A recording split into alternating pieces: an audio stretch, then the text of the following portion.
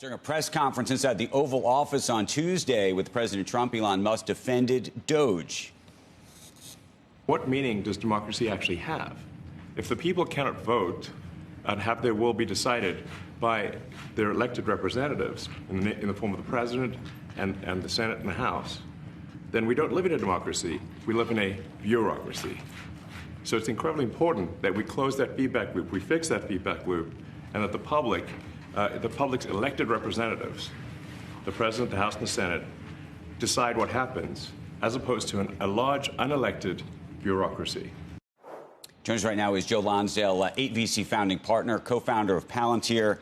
There's about 100 things that we want to talk about, Joe, including Doge, including OpenAI, and yes, carried interest, given our conversation on X over the weekend about that. But let me start on the OpenAI Musk front, if you will, because I know that you're a backer of his proposal, or maybe we should call it a hostile bid for OpenAI, which is a not-for-profit. Tell us how it came about. What's your involvement in it? I think we're all trying to understand what's really going on there. Good morning, Andrew. Well, listen, it's been a really fun 20 days, right? I think this administration, with Elon's help and with President Trump in charge, is winning more than we've ever seen before in 30 years. We've done what we haven't, we couldn't do this much in the last few generations. And for me, I just think this is such a cool time for our civilization. I'm really bullish on what Elon's doing. And listen, I know both Elon and Sam, and Elon really helped create OpenAI. What Sam's done with it's amazing. If Elon wants to do something, I'm gonna support him, though. Just from a legal perspective, I spent the past 48 hours trying to look through what's happening here.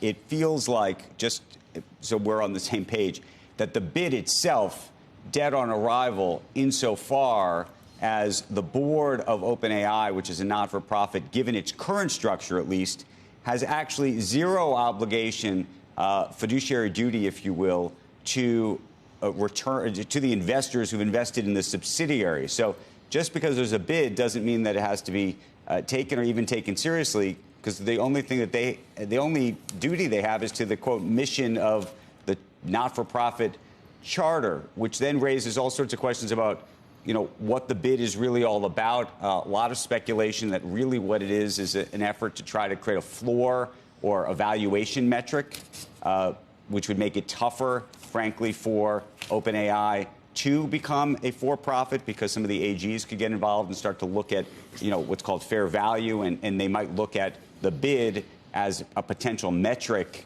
to sort of set against. Do you feel like, can you just speak to what's happening here? Because I think everybody who's looking at it just on its face says it can't really be what it is.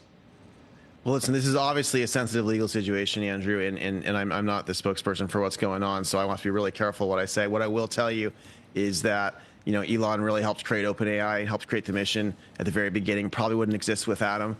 And, I think the mission was it's supposed to be open, and it's not, but yet it has done amazing things for the world. And listen, if Elon were to be able to buy it, I think it'd be a great thing for the world. Some people disagree, but he's making a serious bid. And when my friend, who I think is right now the most important person in the world, wants to do something, I gotta support him. Let's talk about Doge. I think there's a lot of people that are super excited about trying to get to the bottom of and find all sorts of things in the government that maybe we shouldn't be spending our money on. That's the one side of it. And then obviously you've seen some of the Treasury secretaries and others, write public letters in the New York Times and elsewhere, frustrated and concerned about what they would say is the transparency of the process, not about the good news of the transparency of what we may learn, but how this is all being done. What do you think about that? Well, what I think is that, like I said, in 20 days, we've done what we couldn't do in multiple generations. We have this permanent bureaucracy, Andrew, and it's just shocking what they're uncovering. Like, I knew there was waste. I'm one of the only guys who've been speaking out very boldly the last 10 years about how badly this needs to be cut, how badly we need to get into these things. There's even more waste than even I thought, and I was probably on the most extreme side of people saying this is ridiculous and broken, right? So, it's just amazing what they're uncovering everywhere they go here. I think they are being quite transparent about the things they're finding. I think a lot more will continue to come out.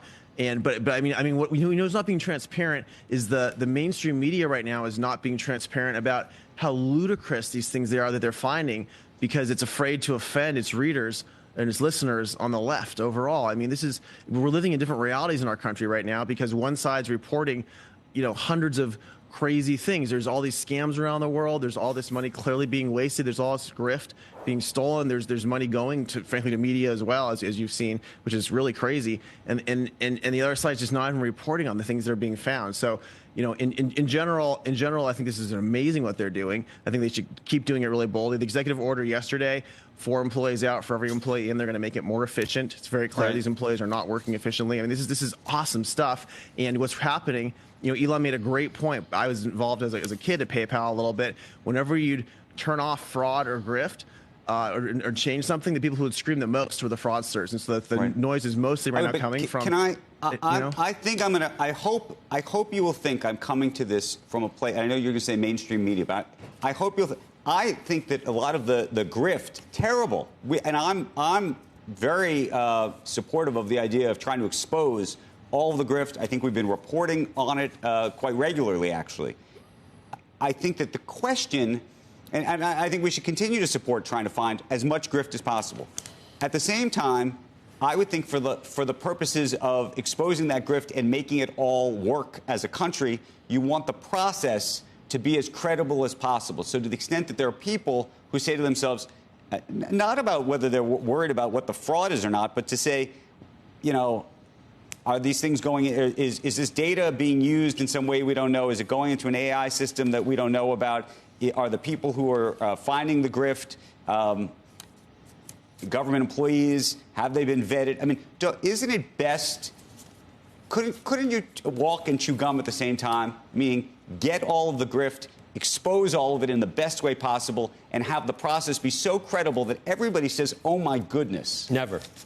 You could never have everyone say that. That's what I'm asking Joe. Joe's right. They're going to be angry. But listen, Andrew, I mean, what we had to do here is that there's been layers of bureaucracy. Like, I have mentors in the Reagan administration who came in looking for these things, and those people were not technical. And so when they went to the bureaucracy and they asked questions, there's so many ways of obscuring and blocking and deterring. And so what Elon did is he got root access, and he went to the tech systems themselves. No one has done this ever. Like, no president ever has had tech people around him. And they went to the systems and they started finding things like, oh my goodness. And these people who work for the agencies try to confront them and say, no, you can't look at the systems. You can't. You're getting around all of our ability to block all this stuff. We thought you'd never actually get to see any of this. And they're freaking out because they're looking. And so it's very transparent. They went to the systems. They actually saw the payments.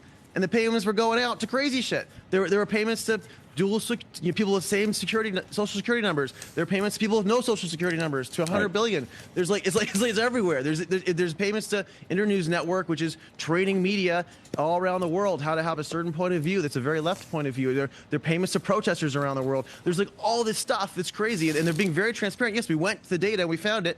It's only been 20 days. Like, give them a chance. They're gonna put all of this out. They already are putting a lot out. I mean, I think this is amazing, but people want to slow them down. They want to slow them down from stopping their grift is really the biggest question here.